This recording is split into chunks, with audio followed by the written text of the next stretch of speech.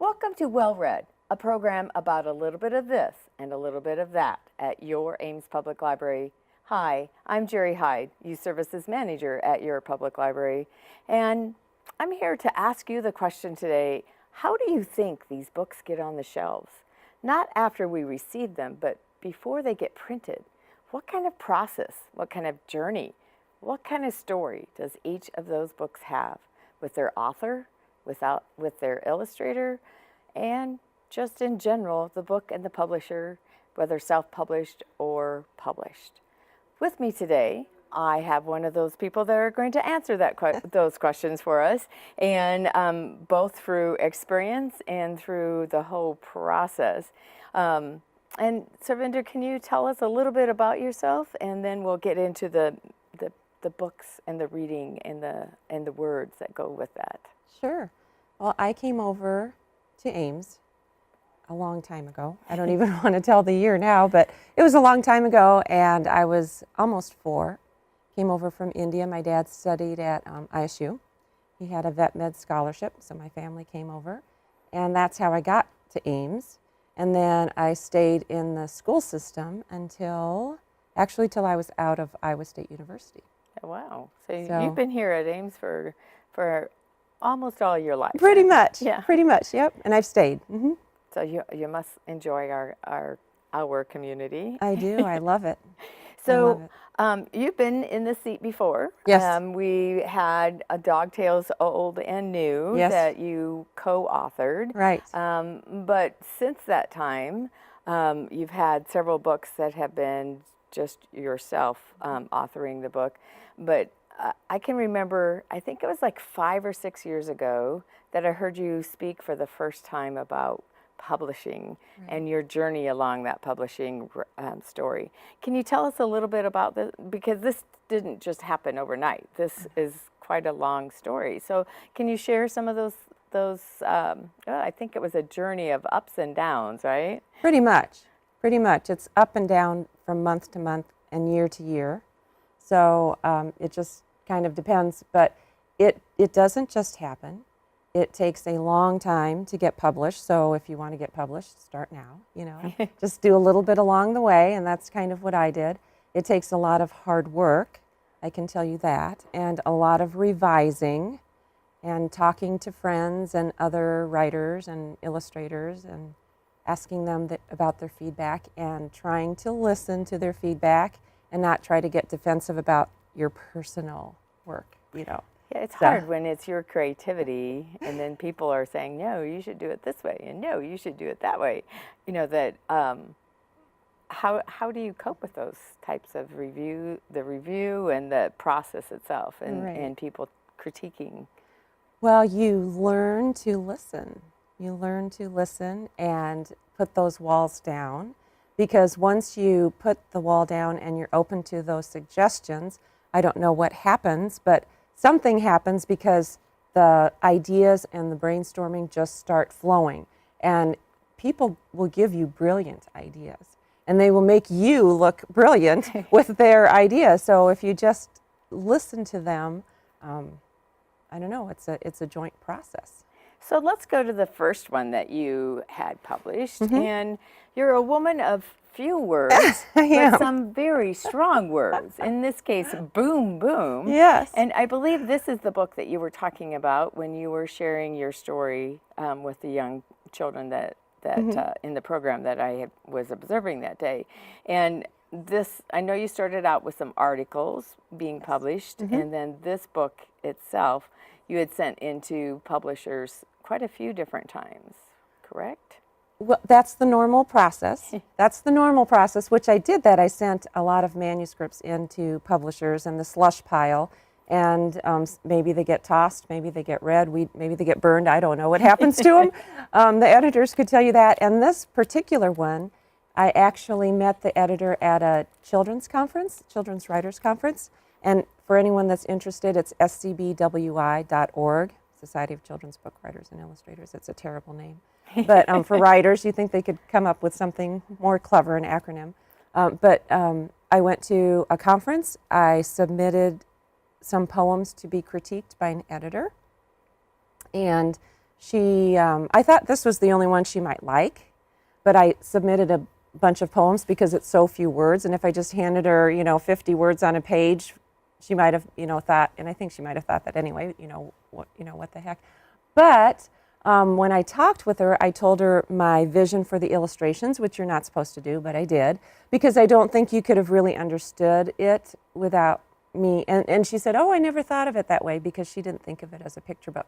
So in that instance, she's the only editor that I submitted it to. Okay. And more than 6 months later, she called and offered me a contract. Oh, wow. Yeah, so I had to wait. I went to the mailbox every day to see if I had a rejection or not.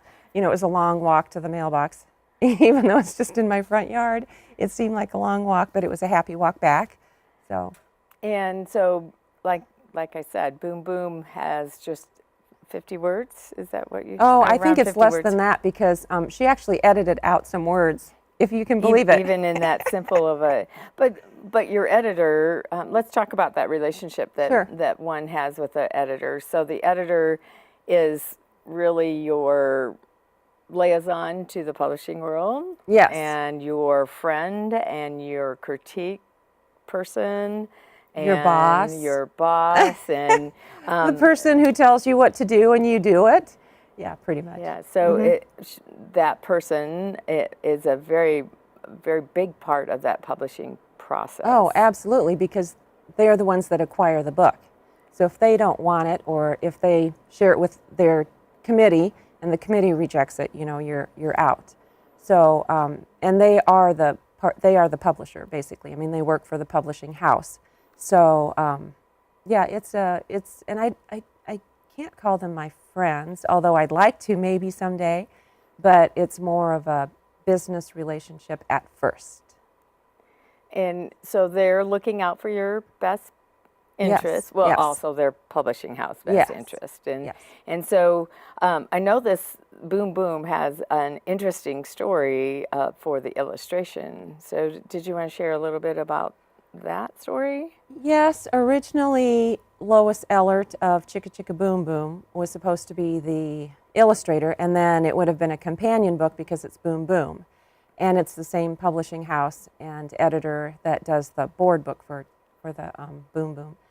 And so that was the plan originally. And I think it would have done a lot better but for different reasons, she backed out and they had to find a different illustrator. But the illustrator they found was a Caldecott Honor. Honor illustrator, which Yes. is, in case you don't know what a Caldecott Award is, it's one of the highest awards that a picture book or an illustrator can get for their illustrations and how that illustration works with the words and enhances the story along. So the Caldecott Award is a very prestigious award, and Right. I know that both of your books have had Caldecott Award-winning authors illustrating Caldecott Honor. it. So. Yes.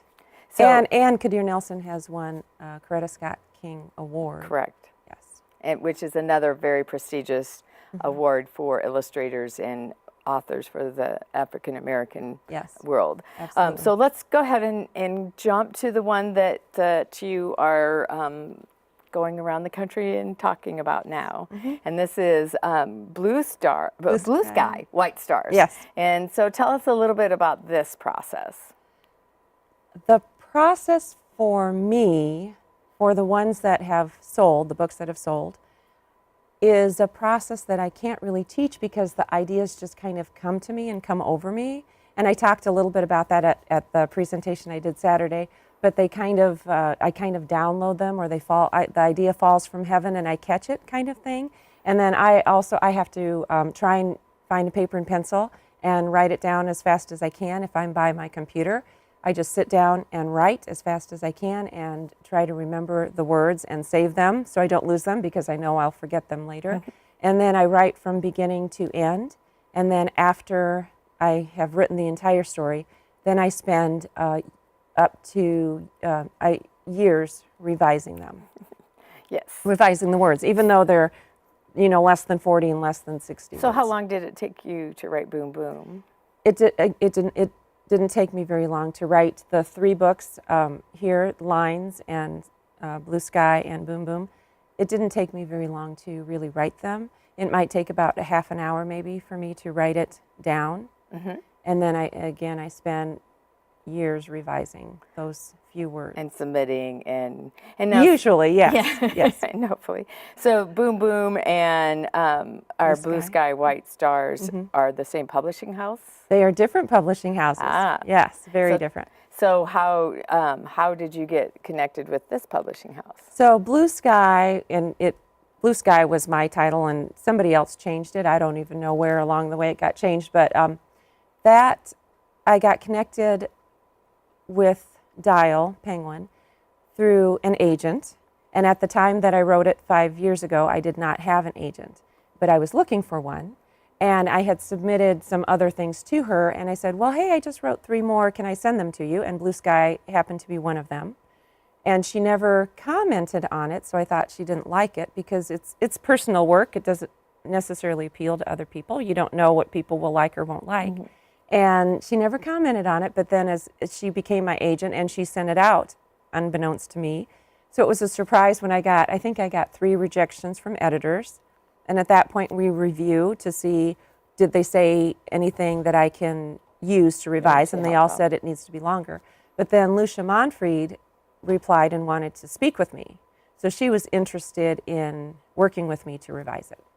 And in revising, again, this is not a book that's got lots and lots of words in it. It's a pretty beautiful, illustrated, but wonderful words in it as well. And so tell us how you came about and what kind of changes you had to do with the words in the pages.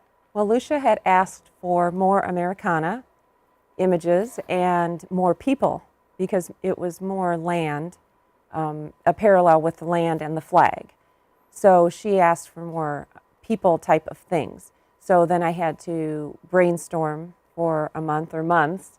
And when I brainstorm, if an editor wants something, then I really, really work hard at revising and thinking about it and trying to get it done as fast as I can. So I put a lot of time into it. And so I just walked around trying to find images of the flag or seeing flags everywhere and trying to think of words as I watched the flag wave that I think might apply. Okay, so this is one of your publisher's favorite pages, but I understand this is your favorite page. So tell us a little bit about that. I do love this one. This is a set of words that I came up with while I was revising. And when I thought of it, or when it came to me, or however that process of ideas and images work, I knew right away that it was something that I wanted because it evoked an emotional response within me. And the word, I love the words well worn, because the word worn, it usually implies over time, because something's usually worn down over time. And that's how I picture Abraham Lincoln, with the decisions he had to make, with the battles that were fought, with each soldier's that died and lives that were given. I kind of imagine each of those put a line on his face, and so you can see the different lines etched there. And so well worn was an image that I really liked. And then I hoped he was going to put a Civil War flag next to his face, which Kadir did. Okay. So, and that's an interesting process too, because the illustrators don't always get to talk to the authors, correct? They kept us apart. Yes. They kept us apart. And that's not unusual. No, it's that's normal. Typical publishing type of author illustrator, which I've always found amazing in all my years as being a librarian. That just seems so off base to me, because on both sides you have different thought processes, and I would think that would be a process as well. Yes. But it isn't. So it is one of those things in the publishing world that I think possibly could be changing now, but it has been rooted in that history of publication. Yes, I would like to talk books. a little bit about the front before we introduce your board book that you have coming out. You spoke about how these children and adults are looking at something and kind of trying to give us a clue in the illustrations. Kadir trying to do that as well, and then at the end, or on the other side, our back cover tells us what they've been looking at, and so I think that's just such a fabulous way of ending the story, because our pages are our cover, contrary to what we think. We do judge books by their cover, and this is very appealing to get us inside your story and enjoy that as well. So what a wonderful book. Just real shortly, I understand that we have something coming out in August as well, and we're going to celebrate that here at the library. So look at our calendar for that. It's toward the end of August, and it's a book signing again. So this is a separate type of book. The three that you've done before are all picture books. This is called the board book because of the thick covers. So quickly tell us a little bit about this book. About lines. And I wrote lines as a picture book. It ended up being a board book. And again, that's kind of out of my hands. It just depends on what editor picks it up. And actually my agent, she kind of promoted it in that way. But it's very simple. I kind of downloaded the idea. It's for me personally, it's my favorite thing that I've ever written. I just love it so much. It's very simple, just like Blue Sky, White Stars, but it's very complex at the same time. And I think the presentation is August 26th, and I will talk a lot about what the definition of a line is and all the complexities about a line and the places you can go with a line that lead you all the way up to Einstein and his theory of relativity. So even though it's a STEM book, and so even though it appears to be simple, I think it's very complex at the same time. Well, and I think I would tend to agree with that sometimes the less is more, and it's more difficult as well. So a wonderful book. I'm looking forward to having this in our collection as well. Thank you. It is a great concept of the lines, and like you said, a STEM book or STEAM, or STEM, science, technology, engineering, and math. So in a very young age, a great place to start introducing those types of concepts. So, well, Sarvinder, I thank you so very, very much for coming and enjoy us. So we're very proud in our Ames Public Library that you are here and you are part of our collection, as is, I'm sure, very much so, the community of Ames. So thank you for staying in Ames, and thank you for coming to Ames. We appreciate that as well. So if you haven't checked out these books, please come on in and do so. Remember, Lines is coming out in August, and our book signing will be at that time. So come visit us for that program as well. Boom, boom, Blue Sky, White Stars. So until next time, happy reading.